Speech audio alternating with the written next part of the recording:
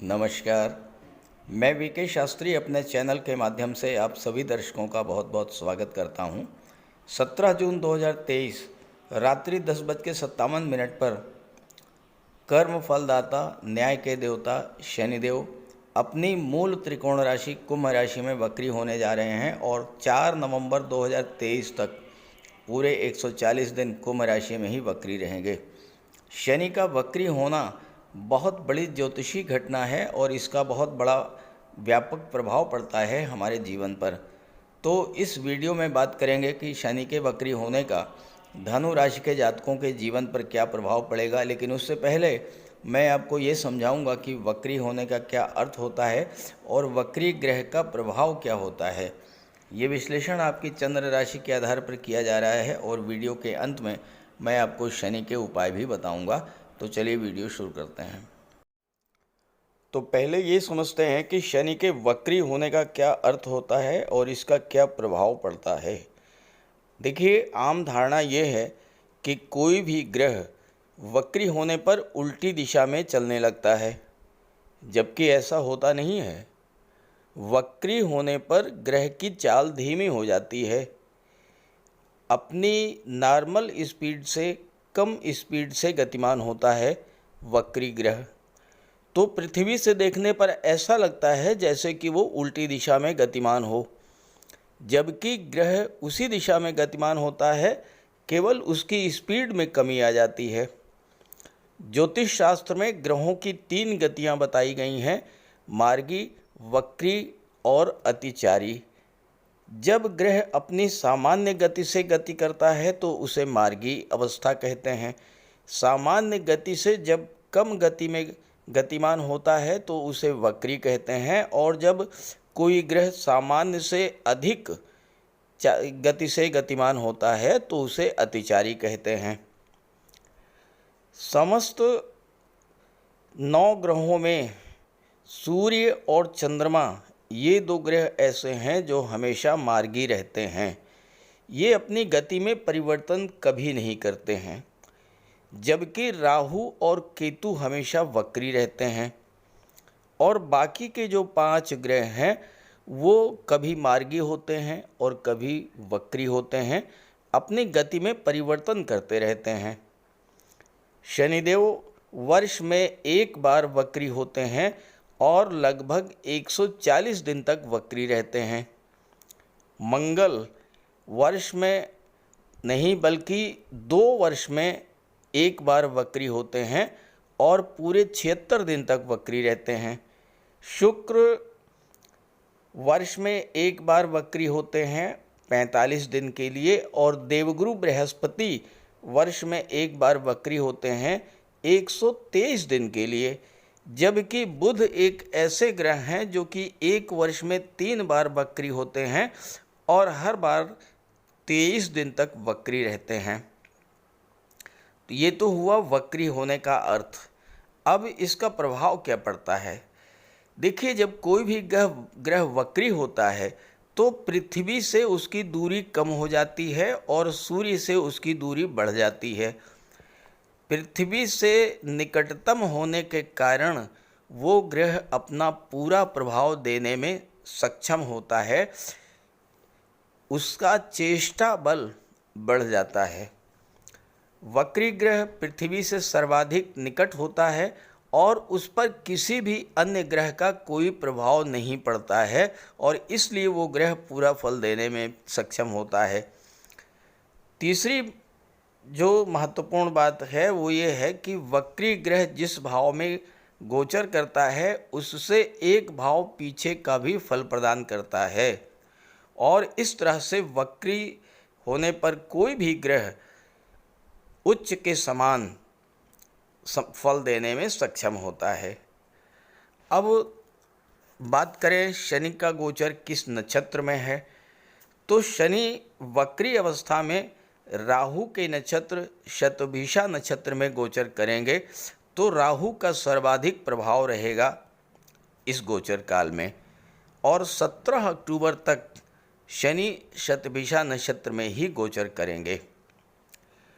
जो राशियां शनि से प्रभावित हैं या जिन पर शनि की 7.5 या ढैया गतिमान है, वो राशियां इस गोचर से विशेष प्रभावित होंगी। जैसे मीन राशि, कुंभ राशि, मकर राशि या तुला राशि, या जो वो राशियां जो कि शनि के मित्र ग्रहों की राशियां हैं, वृषभ, कन्या, मिथुन या तुला, या फिर वो राशियां जिनके जीवन में शनि या राहु की महादशा, अंतर्दशा या प्रत्यंतर दशा गतिमान होगी, वो राशियां शनि के वक्री होने से विशेष रूप से प्रभावित होंगी। अब आइए बात करते हैं अलग अलग राशियों पर इसके प्रभाव के बारे में। तो ये है धनु राशि के जातकों की कुंडली। आपके लग्न के स्वामी हैं देवगुरु बृहस्पति, और देवगुरु बृहस्पति का शनि के साथ सममैत्री संबंध है, इसलिए शनि का ये वक्री होना आपके लिए विशेष फलदायी होगा। शनि का गोचर कुंडली के पराक्रम भाव में है, और पराक्रम भाव में शनि अति विशिष्ट कारक होते हैं। यहाँ पर शनि बहुत अच्छा रिजल्ट देते हैं, और चूँकि वक्री हैं इसलिए दूसरे भाव का भी, धन भाव का भी फल आपको प्रदान करेंगे। शनि की दृष्टि कुंडली के पंचम भाव पर, नवम भाव पर और 12वें भाव पर पड़ेगी। शनि की 7.5 17 जनवरी को समाप्त हुई है धनु राशि के जातकों के जीवन में, लेकिन अभी तक आपको शनिदेव का कोई शुभ फल प्राप्त नहीं हो रहा था। ज़िंदगी यथावत चल रही थी, ज़िंदगी में कोई बदलाव नहीं आया था। तो अब आने वाले 140 दिन आपके लिए विशेष फल लेकर आ रहा है। बदलाव क्यों नहीं आया, इस पर एक वीडियो मैंने अपलोड किया है, आप उसे देख सकते हैं। शनि तीसरे भाव में गोचर करते हुए दूसरे भाव का भी फल आपको प्रदान करेंगे। दूसरा भाव है धन का भाव, यहाँ धन का संचय, और तीसरा भाव है आपके पराक्रम पुरुषार्थ। तो अब आपको तीसरे भाव की चीज़ों से धन का लाभ होगा और आप धन का संचय कर पाएंगे। तीसरा भाव भाई बहनों का होता है, दूसरा भाव परिवार का होता है। किसी कारणवश अगर आपके संबंध आपके भाई बहनों से या आपके पारिवारिक सदस्यों से, मित्रों से, रिलेटिव से ख़राब हो गए थे, अब वो स्थिति बदलेगी और आपको उनका सहयोग मिलेगा, और उनके सहयोग से आप धन की प्राप्ति भी करेंगे। कुंडली का जो तीसरा भाव होता है, ये छोटी छोटी यात्राओं का होता है, और इन 140 दिनों में आपको छोटी छोटी यात्राएं करनी पड़ेंगी, और हो सकता है कि आपको विदेश यात्रा भी करनी पड़े, क्योंकि शनि की दृष्टि विदेश भाव पर है। तो इन यात्राओं से आपको लाभ होगा। अब देखिए, यात्राएं आपको 3 तरह की करनी पड़ेंगी, और ये 140 दिन में आप देखिएगा आपको करना पड़ेगा। ग्रह स्थिति जो है वो आपसे यात्राएं कराने के लिए आपको विवश करेगी। 3rd हाउस में है तो छोटी छोटी यात्राएं आप करेंगे। पंचम नवम पर दृष्टि पड़ रही है, आप गवर्नमेंट जॉब में हैं या प्राइवेट जॉब में हैं, आप ट्रांसफ़र चाहते थे, क्योंकि तीसरा भाव ट्रांसफ़र्स का होता है और नवम भाग्य का सपोर्ट होता है, तो आपका ट्रांसफ़र भी मनचाही जगह पर होने का योग बनेगा। आप घर से बहुत दूर थे, घर आना चाहते थे, तो अब ये समय ऐसा होगा कि आप अपने घर आ पाएंगे। नवम भाव तीर्थ यात्राओं का होता है, और आपको इस गोचर काल में अगर शनि का पूरा लाभ लेना है तो कहीं न कहीं तीर्थ यात्रा पर जरूर जाना चाहिए, और उससे आपका विशेष लाभ होगा। शनि का गोचर राहु के नक्षत्र में है, राहु विदेश के कारक हैं और शनि की दृष्टि विदेश भाव पर है, तो इस गोचर काल में आपका विदेश जाने का प्रबल योग बनेगा। देखिए, शनि की दृष्टि, तीसरी दृष्टि पंचम भाव पर है, ये मेष राशि है। नवम भाव ये सिंह राशि है, और दशम दृष्टि 12वें भाव पर जो कि वृश्चिक राशि का भाव है। तो शनि की दृष्टियाँ मेष राशि, सिंह राशि और वृश्चिक राशि पर पड़ रही हैं। मेष राशि शनि की नीच की राशि है, सिंह और वृश्चिक राशि शत्रु राशि है। तो नीच की राशि और शत्रु राशि पर दृष्टि पड़ने से इन भावों के जो अशुभ फल आपको प्राप्त हो रहे थे उनमें कमी आना शुरू हो जाएगी और अब इन भावों के शुभ फल आपको प्राप्त होंगे, क्योंकि वक्री होने पर शनि का चेष्टा बल बढ़ जाएगा। गति धीमे होने से अशुभ फल प्रदान करने की जो गति है वो भी धीमी होगी। शनि तीसरे भाव में राहु के नक्षत्र में गोचर कर रहे हैं। राहु क्या है? राहु है छाया। तो जो लोग फोटो रिलेटेड एरिया से जुड़े हुए हैं, फिल्म है, टीवी सीरियल है, सोशल मीडिया है, या फिर फोटोग्राफी है, वीडियोग्राफी है, यूट्यूब है, फेसबुक है, इंस्टाग्राम है, रील्स रिलेटेड जो भी एरियाज़ हैं, शनि के इस गोचर काल में आपको इन सभी क्षेत्रों से विशेष लाभ मिलने का योग बनेगा। शनि के इस गोचर काल में अगर आप किसी भी तरह से ऑनलाइन प्लेटफॉर्म से जुड़ते हैं और अपना ऑनलाइन बिजनेस विदेशों से शुरू करते हैं तो ये समय आपके लिए विशेष लाभ का होगा। पंचम पर दृष्टि पड़ रही है शनि की पंचम भाव पर। पंचम भाव होता है शिक्षा का, संतान का, लॉटरी का, शेयर का, सट्टे का, आपके पूर्व संचित कर्मों का। और यहाँ पर शनि आपके पूर्व संचित कर्मों को जागृत कर देंगे और पूर्व संचित कर्मों का लाभ लेने के लिए आपको शनि की दशम दृष्टि का सहारा लेना पड़ेगा। देखिए, दशम दृष्टि 12वें भाव पर पड़ रही है। 12वां भाव क्या होता है? धर्म अध्यात्म का होता है। 12वां भाव दान पुण्य का होता है। 12वां भाव चैरिटी का होता है। तो शनि के इस वक्री अवस्था में 140 दिन आप जितना धर्म अध्यात्म से जुड़ेंगे, जितना ही अधिक आप दान पुण्य या चैरिटी करेंगे, तीर्थ यात्राओं पर जाएंगे, उतना ही अधिक आपको शनि के वक्री होने का लाभ मिलेगा। पंचम भाव शिक्षा का होता है। शिक्षा प्रतियोगिता के क्षेत्र में किसी तरह का कोई बाधा अगर आ गई थी वो दूर होगी। आप किसी अच्छे इंस्टीट्यूट में एडमिशन चाहते थे, एडमिशन नहीं हो पा रहा था, अब आपका एडमिशन किसी अच्छी स्कूल में हो जाएगा, किसी अच्छे कॉलेज में हो जाएगा। और इसके अलावा ये भी हो सकता है कि आप उच्च शिक्षा प्राप्त करने के लिए विदेश जाएं, क्योंकि शनि की दृष्टि नवम भाव पर है और नवम भाव उच्च शिक्षा का होता है और 12वां भाव विदेश का होता है। तो इस समय आपको विदेश जाने का प्रबल योग बनेगा और आप उच्च शिक्षा प्राप्त करने के लिए विदेश भी जा सकते हैं। पंचम भाव लॉटरी का होता है, शेयर का होता है और आपको अगर अभी तक लॉटरी से या शेयर से हानि हो रही थी तो वो स्थिति बदलेगी। अब आपको लॉटरी से, शेयर से लाभ प्राप्त होगा। इस गोचर काल में आप कहीं घूमने भी जा सकते हैं और तीर्थ यात्रा पर जाएं तो बहुत ही अच्छा है। एक पंथ दो काज होगा, आपका घूमना टहलना भी हो जाएगा और साथ ही साथ आप तीर्थ यात्रा भी कर लेंगे। देखिए, पंचम भाव लव रिलेशंस का होता है। शनि एक ड्राई प्लेनेट हैं, तो लव लाइफ में जो दूरियां बनी हुई थीं वो दूरियां दूर होंगी और एक बार फिर से आपकी लव लाइफ सही दिशा में गतिमान होगी। अपने संबंधों में नई ऊर्जा, नई ऊष्मा आप महसूस करेंगे।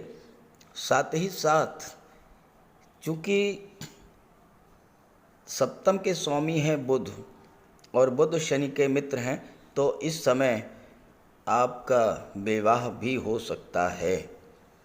12वें भाव पर दृष्टि पड़ने से जो फिजूल खर्ची बढ़ी हुई थी, आप धन की बचत नहीं कर पा रहे थे, कोई प्रॉपर्टी या कोई संपत्ति नहीं खरीद पा रहे थे, तो अब उन स्थितियों में बदलाव आएगा और आप धन की बचत शुरू करेंगे। साथ ही साथ कोई संपत्ति, कोई प्रॉपर्टी भी खरीद पाएंगे। कुंडली का 12वां भाव बदलाव का होता है, ट्रांसफॉर्मेशन का होता है। आप नौकरी में, व्यवसाय में बेहतर बदलाव के लिए काफ़ी दिनों से प्रयासरत थे, लेकिन नहीं हो पा रहा था। अब इस समय आपको भाग्य का भी साथ मिलेगा, अपने पिता और गुरु का भी साथ मिलेगा, अपने बॉस का, अपने सहयोगियों का भी आपको सपोर्ट मिलेगा और ऐसे में आप नौकरी या व्यापार में बदलाव को लेकर के सही डिसीजन ले पाएंगे। पारिवारिक जीवन की स्थिति पर बात करें तो कुछ लोग जिनकी दाम्पत्य जीवन इतना ज़्यादा खराब हो चुका था कि डाइवोर्स की स्थिति में वो गुजर रहे थे, उसमें भी सुधार होगा। सबसे बड़ी बात यह है कि पैसे टिक नहीं रहे थे, आपका धन आपके परिवार पर, आपके फ्रेंड सर्किल पर, आपके रिलेटिव्स पर या लव लाइफ पर बिला वजह खर्च हो रहा था, तो उन खर्चों में कमी आएगी और अब आप इस समय धन की बचत पर विशेष ध्यान देना शुरू करेंगे। अगर आप भारी कर्ज के नीचे दबे हुए थे और आप किसी भी स्थिति में कर्ज को चुकता नहीं कर पा रहे थे, तो अब आपको इतना धन प्राप्त होगा कि आप धीरे धीरे अपना कर्ज उतार लेंगे। इस गोचर काल में सबसे महत्वपूर्ण बात है कि आपका विदेश जाने का योग बनेगा, नौकरी में हैं तो ट्रांसफ़र्स का योग बनेगा, ऑनलाइन व्यापार व्यवसाय से आप जुड़ेंगे और सबसे बड़ी बात यह है कि शनि वक्री हैं, तो इस गोचर काल का आप ज़्यादा से ज़्यादा लाभ ले सकें, इसके लिए आपको 12वें भाव की चीज़ों से जुड़ना पड़ेगा और 12वां भाव है धर्म अध्यात्म का, 12वां भाव है चैरिटी का, दान का। तो आपको दान पुण्य करें और धर्म अध्यात्म में से जोड़ें अपने आप को। फिर देखिए कि वक्री शनि का कितना बड़ा लाभ आपको मिलता है। फिर भी शनि का और बेहतर लाभ मिले तो आप इसके लिए शनि का उपाय जरूर करें। तो बात करते हैं उपायों पर। ज्योतिष शास्त्र में कहा गया है कि शनि जिस पर प्रसन्न होते हैं, यानी जिसका शनि ग्रह मजबूत स्थिति में होता है, तो शनिदेव रंक से राजा बना देते हैं और शनि अगर कमज़ोर हुए, खराब हुए, तो राजा भी रंक हो जाता है। शनि के मजबूत होने से लोहा, मशीनरी, कारखाने से जुड़े व्यापार में तरक्की होती है, कोर्ट केस में विजय मिलती है, कार्यों में सफलता प्राप्त होती है, सांसारिक समस्याओं से मुक्ति मिलती है और शनि को न्याय का प्रतीक माना गया है। यदि शनिदेव मजबूत हैं तो आपके साथ अन्याय नहीं होता। जब शनि खराब होते हैं तो बड़े से बड़े कष्ट झेलने पड़ते हैं। तो बात करते हैं शनि के उपायों के बारे में। ऐसा कोई भी कार्य ना करें जो कि शनि को पसंद नहीं है।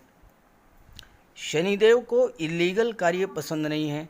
झूठ, फरेब, छल, कपट, धोखाधड़ी, बेईमानी, ये सब शनिदेव को पसंद नहीं है।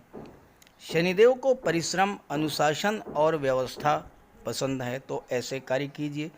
गरीबों की मदद कीजिए, बुज़ुर्गों, दिव्यांगों को भोजन दीजिए, वस्त्र का दान कीजिए, किसी ओल्ड एज होम में जाकर के, किसी अनाथालय में जाकर के दान पुण्य का कार्य कीजिए, तो इससे शनि को बल मिलेगा।